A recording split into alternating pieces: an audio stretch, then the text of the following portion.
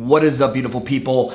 So here's what I got planned for you today. I had an on-site with one of my clients where him and one of his head coaches came in. We talked about class flow design as they go through kind of a rebranding. Maybe it's a repositioning. We're not really sure yet what it's going to be, but as they go and start changing the way they offer their service, we sat down at that whiteboard and we kind of broke down their current class structure, talked about a new class structure, how that would look. So I'm going to show you a couple clips from there. And then I've got a bunch of Q&A, a lot of good questions coming through on creating content, and is content really the answer for anyone trying to develop a personal brand. And for those of you guys that are coaches, you're not the business owner, this is especially important for you. So any of you gym owners that are gonna watch this, pass this fucking vlog down to any of the guys that work for you, because I don't think they realize how important it is for them to establish their name. Not only for you as the business owner, which I know scares a lot of you because you're like, oh fuck, but what if they leave me and go open their own thing? Trust me, you want people on staff, on your team, who are comfortable in front of a camera with the written word, with audio, like a podcast, whatever the fuck it may be, with photograph. You want team members that are comfortable with creating content, because that is the only way the brand story gets put out. All right, let's get into it. What the fuck though? So we got Ibrahim, the owner of Workhorse Fitness in Columbia, South Carolina, one of my clients, dropping in today. Yo, what is up, man? I apologize, I heard you got in, but I was on a call. It's all right. Good. In person. Hey, what's up, man? Hey, Gene. Good Just shit. did metabolic. That was fun. Awesome. Cool. What'd you think? It was great. It's got our brain spinning. Why? Just their approach. Really that simple. It is pretty it's simple. So fucking simple, but that's why it does very well.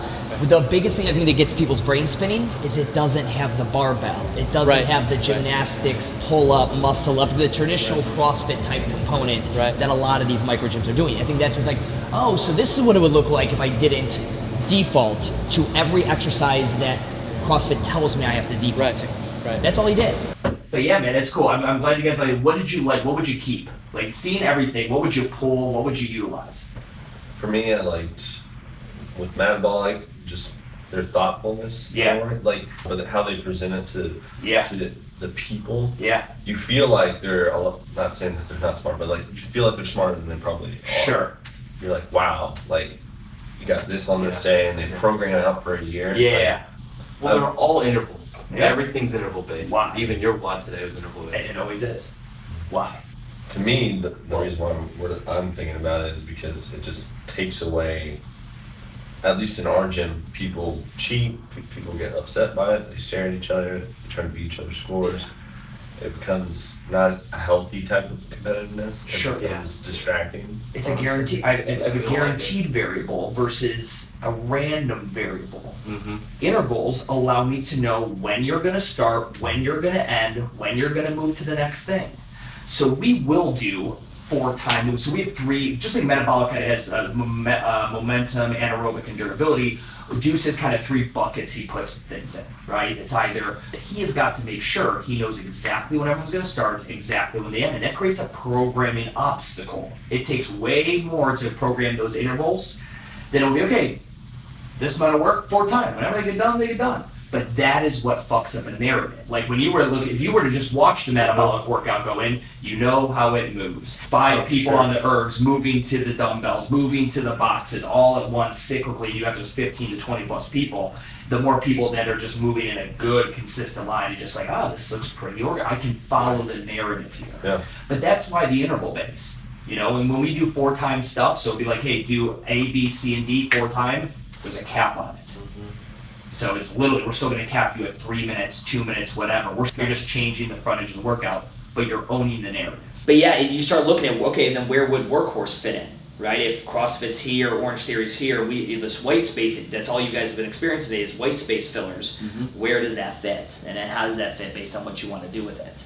We could come up with any combination of this. We have strength there, whatever. But what we need to figure out when you're coming up with a class structure, how I'm going to redo what am I current offering. Eventually, I like to think of it just very similar to the book Primal Branding in there. What am I trying to accomplish? And let's even take it back further. Let's take it to traction. The core values. Like, why does this class need to exist versus what you have now? What is the difference that this class stands for, that this class is about? What is the personality, the style of this class that is different than what we currently have? This is where the R&D part comes in.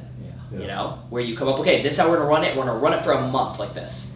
We're gonna have it at the end of the month. We're gonna know everything that's broken about this and everyone that think that's good about it. Yeah. But we're not gonna deviate for a month.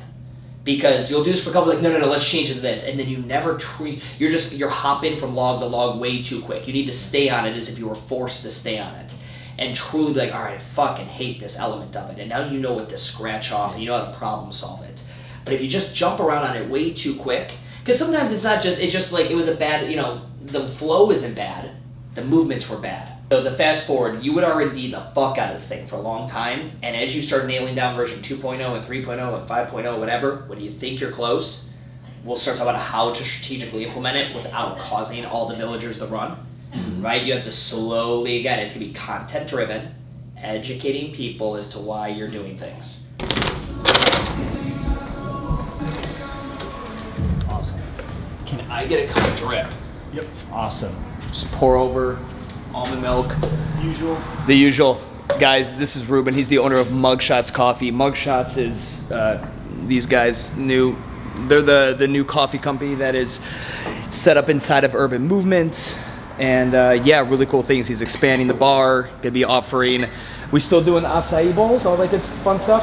Gotta get a 3-compartment sink from the health department. Okay. So get shut down. But yeah. Permit, health department bullshit, but acai bowls, shakes, beer. Curse? Hell yeah. Yeah, Awesome. Beer, all that good stuff. So anyway, you'll be seeing Ruben in the vlog.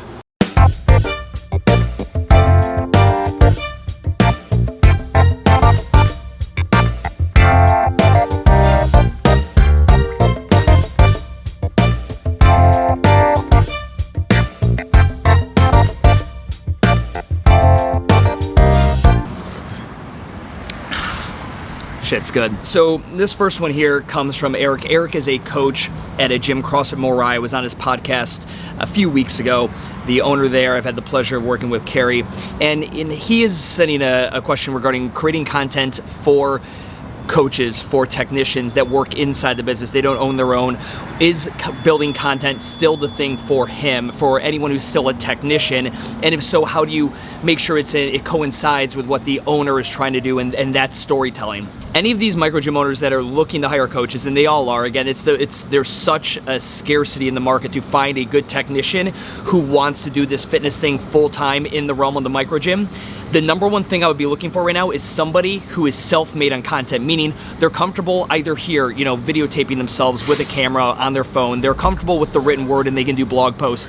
Maybe they're good with a camera and they get snap-off photos for you.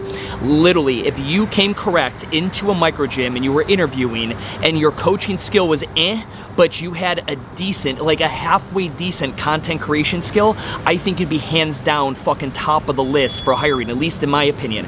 I don't understand why we're still looking for the top of the line coaches, the best of the best, when that skill can be taught, but people who are comfortable creating content, which is gonna further push the business. And again, we gotta make sure the storylines are in line. The coach and the technician have to be on the same side with core values, core focus, making sure that story is concise and clear. But yes, Eric, you 100% need to be generating content to continue to make yourself valuable, not only to your current position, but if you ever move on and do anything different, that is really the thing that's gonna set you apart from everybody else. Everyone can get a fucking certificate. This next question comes from Lance Berg. With options like the level method offering various different scaling options for people on the floor, how does this relate to the narrative of being able to walk into class and paint the prospect, the brand new client, a story of what's happening? So I get it, it's a great question. So essentially, again, there are so many different ways to scale something. If you do something phenomenal like the level method, which I'm a huge fan of, the narrative can be jacked up a little bit, and that, again, let me simplify that. A simple narrative, it's no longer simple, it's just a little bit more complicated. You just have to explain it a little bit more. So any of you guys who are doing the level method, where you might have 7 different clients doing 7 different things because they're all at their different progression, obviously if you're a level method gym, you're just selling this person the individualization of group training, and I'm all for that.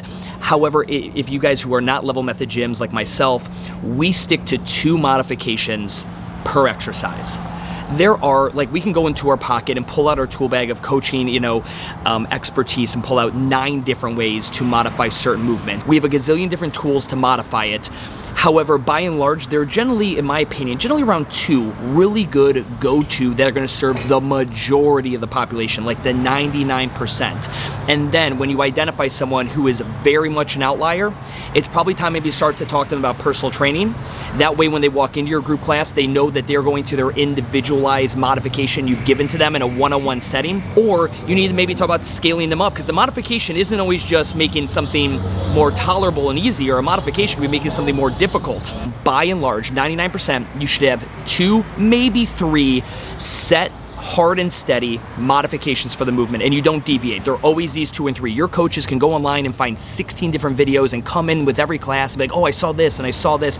That's what gets a narrative confusing. Some people are doing a banded pull-up, some people are doing like an eccentric lowering, some people are doing a ring row. Sally's over there doing a bent over row because she has no grip strength. Literally, I recommend you boil it down to 3. Make it super easy, maybe 2, and just make that a constant. And then in the outlier scenario, the absolute outlier, which will be less times than you probably think, go ahead and apply as appropriate. The key is that you're getting clients the right movement for their dose response, for their level, for their kinesthetic awareness, all that stuff.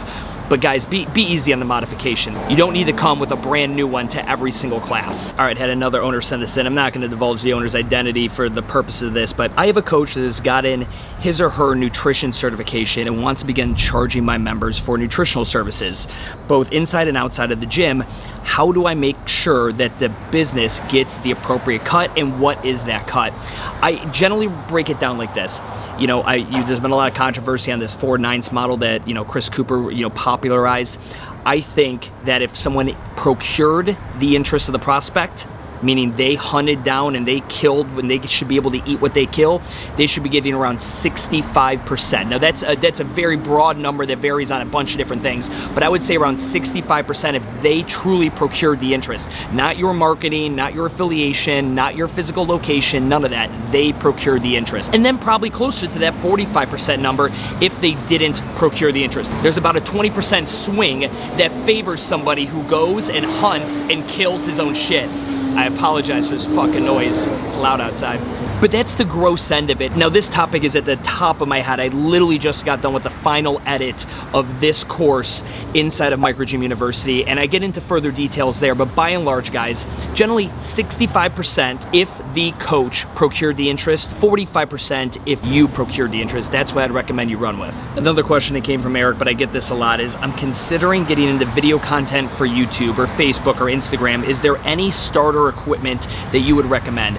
The fact that you use the word considering means you haven't done it yet, so that don't worry about the equipment. The first thing you need to do is just do it. Like, use this thing, this amazing 4K camera you have in your pocket, which you don't even need 4K. Everything renders it down to 1080, or Instagram will render it down to 720, so like, don't get blindsided by all that bullshit. You want to get something on paper first, your first draft, right? If you were to write a book, you wouldn't worry about writing the best book. You would just be worried about getting started, getting a bunch of words, fucked up sentences, grammar errors, run-on sentences, whatever it is, on paper, and then you can make some sense out of it. A much better way to do this is to start making some content, ask me to watch it, let me tell you what I think, and then you can go from there. The gear is not the equalizer. You guys have no clue what I'm using for gear. All you know is the context of what comes out. That is what's made my shit so valuable to you. Don't worry about what you're using to shoot it. Just start shooting it. All right. So guys, that's all I got time for today. Listen, the vlog is coming back in full force. Remember when I was doing 3 days a week? That will be happening. Microgym University is so fucking close to being done. Like, so damn close to being, turn this around. So damn close to being done. It's ridiculous. As soon as it's done, be expecting content on the regular, and be expecting a shit ton of urban movement content. For those of you guys who watch our stuff, you're gonna be able to start peeping on that and seeing what we're doing in the content creation space. I've dedicated the rest of the year to urban movement and what the fuck gym talk vlogging, as long as I get Microgym University out here in the next 2 weeks. 2 weeks, all right? Count on it. See you.